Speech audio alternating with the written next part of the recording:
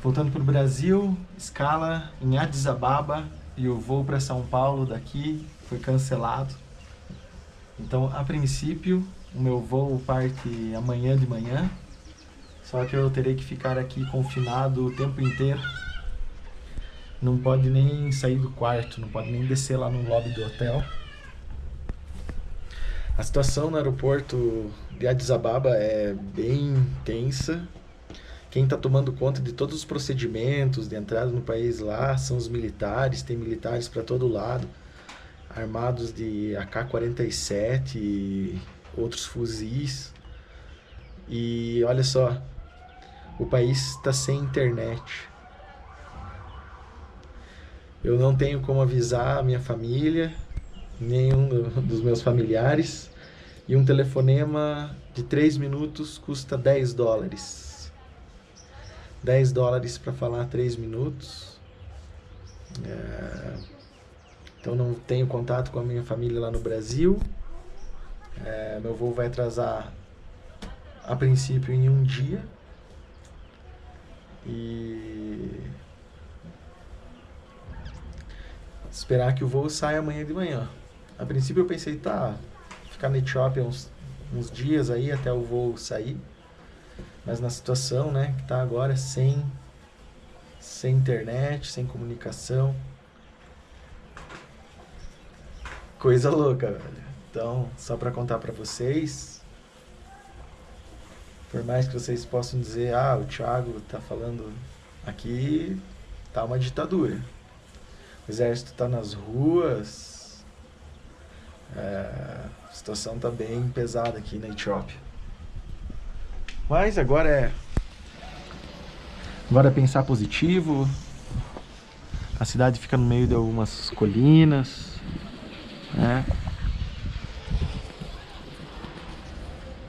E agora é esperar para ver se o voo sai amanhã para São Paulo. Valeu. E aí, galera? Deixa eu contar para vocês um pouco da situação aqui. Então, eu e mais 3 brasileiros, nós chegamos aqui em Addis Ababa e esperávamos normalmente pelo nosso voo para São Paulo. Porém, ali aproximadamente 1 hora antes do voo, a gente foi checar sobre a hora do embarque e tudo mais. Procuramos o escritório da agência Ethiopian Airlines e nós descobrimos que o nosso voo foi cancelado. Então tudo bem, passamos pela imigração aqui na Etiópia, eles arrumaram um hotel pra gente, né? A gente vai ficar uma noite aqui, a princípio tudo de graça, comida de graça, hotel de graça. Só que o que eu queria chamar atenção é que o país está sob uma completa ditadura. No aeroporto, o controle totalmente feito pelos militares. Saímos de lá em direção ao hotel e achávamos, ok, a presença militar acabou. Mas não, logo que a nossa van chegou, atrás de nós estacionou um outro veículo e os militares desceram junto, nos escoltaram até dentro do hotel. E aqui no hotel tem militares na parte interna do hotel. Então nós não podemos sair do quarto agora, nós podemos apenas ficar dentro do quarto, pedir comida por telefone, né? Mas a outra questão muito interessante é que o país está sem internet. Isso mesmo, toda a Etiópia está sem internet agora. Eu ouvi rumores que teve uma manifestação, alguma coisa que um ativista morreu, mas vocês sabem que nunca se vai tomar decisões ou medidas ditatoriais e dizer para a população, a gente está tomando essa medida aqui para tirar a liberdade de vocês e para vocês ficarem sem comunicação, né? Mas a verdade é que a Etiópia está sem comunicação e há militares por toda parte. Lá no aeroporto, eu olhei ali para fora do aeroporto, a gente estava esperando a van, e eu vi os militares, eu peguei o meu celular e tirei foto. Um segurança veio, pediu para ver as fotografias, pegou o celular de mim, levou meu celular para outro funcionário lá, deu risada, falou que aquilo não podia, falou que ia pagar não seria suficiente, daí voltou com meu passaporte lá para dentro, ficou nessa uns minutos, até que finalmente ele simplesmente me devolveu. Não sei se ele estava querendo ali alguma coisa, né, algum suborno, alguma coisa, mas eu não ia fazer nada. Então a situação é essa. A gente não consegue entrar em contato com a família, né? O nosso voo vai atrasar em um dia a princípio, esperamos que seja apenas um dia.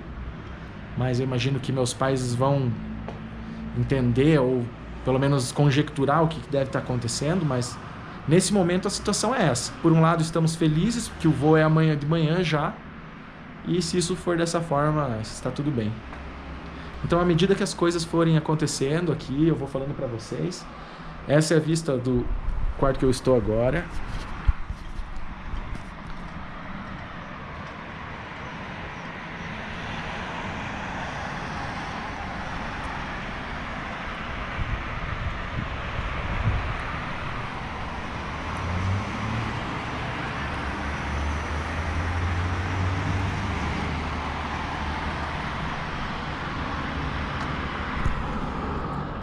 Aqui é a cidade de Addis Ababa, capital da Etiópia, né? E, por um lado, eu acabei ficando aqui um dia e uma noite na cidade. A gente não pode sair daqui, mas posso contemplar pelo menos a vista da janela de Addis Ababa e contar um dia a história que estive na Etiópia.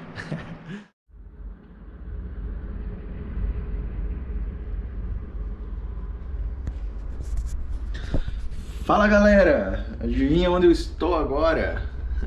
Já estou em Curitiba, no nosso Paraná, mais uma vez, em terras tupiniquins.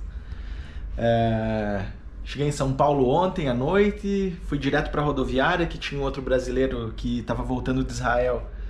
E ele ia pegar um ônibus para Curitiba. 11h30 da noite peguei o ônibus, chegamos aqui 5 da manhã. E aí, antes de fazer mais nada, eu precisava descansar, então peguei essa noite aqui nesse hotel. Bem simples, mas confortável. Então agora eu estou editando um pouco aqui os vídeos. Inclusive estou editando esse vídeo sobre Addis Ababa. Tá aqui, ó. E agora a primeira temporada então do canal A Teoria do Sonho está chegando ao fim. Essa primeira temporada era para ser muito mais longa, né? Era para durar mais de um ano por aí. Mas as circunstâncias no mundo me fizeram voltar, tomar essa decisão.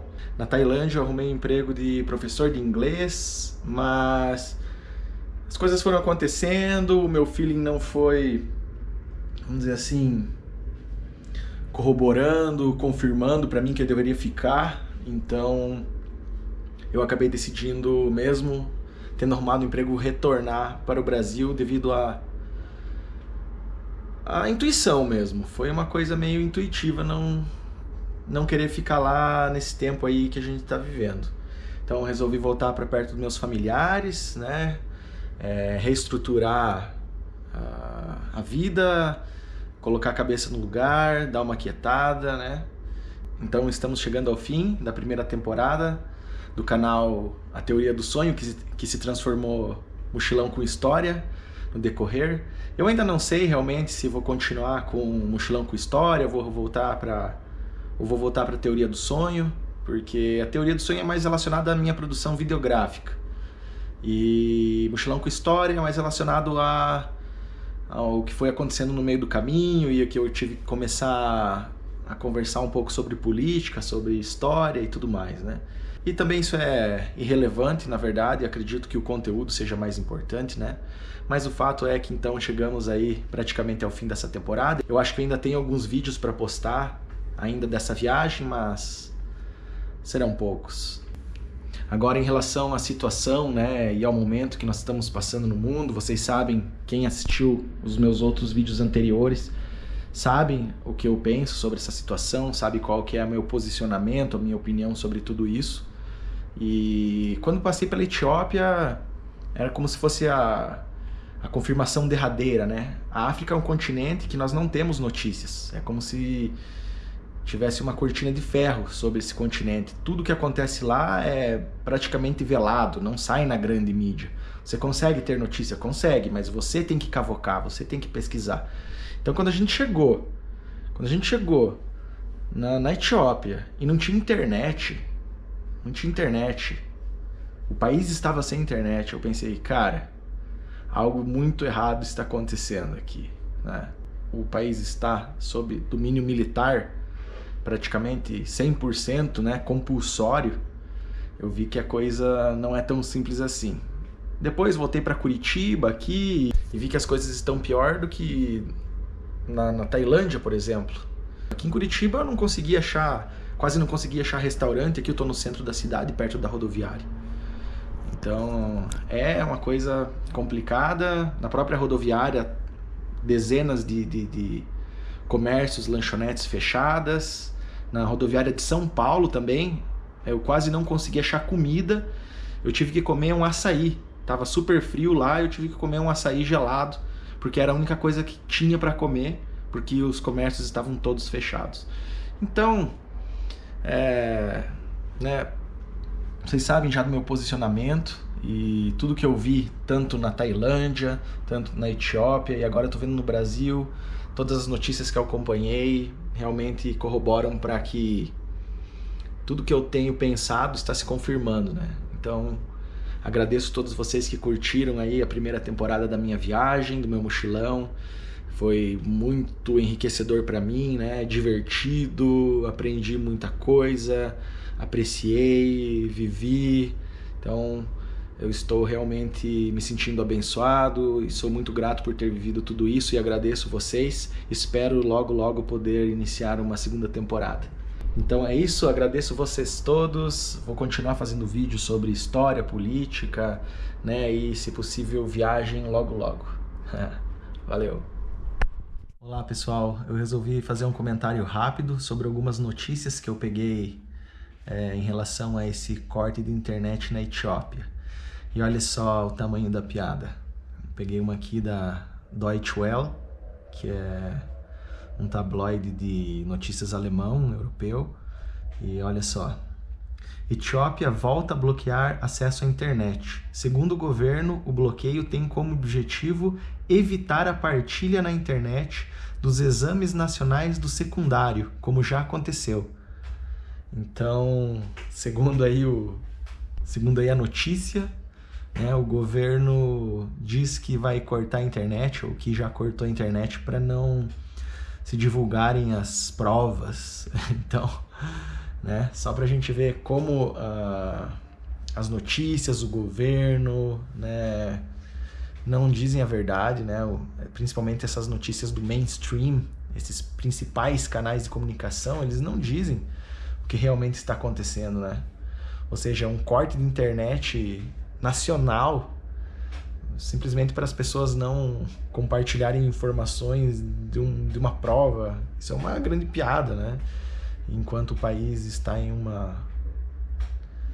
estado de sítio, né? Praticamente o povo reprimido totalmente pelo exército, pelos militares e coisas muito terríveis acontecendo, né?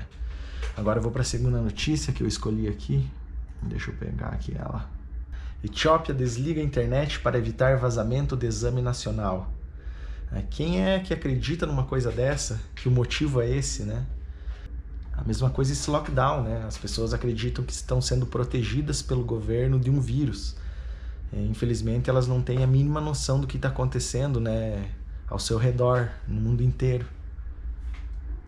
Aí mais uma notícia que eu peguei aqui, rapidinho.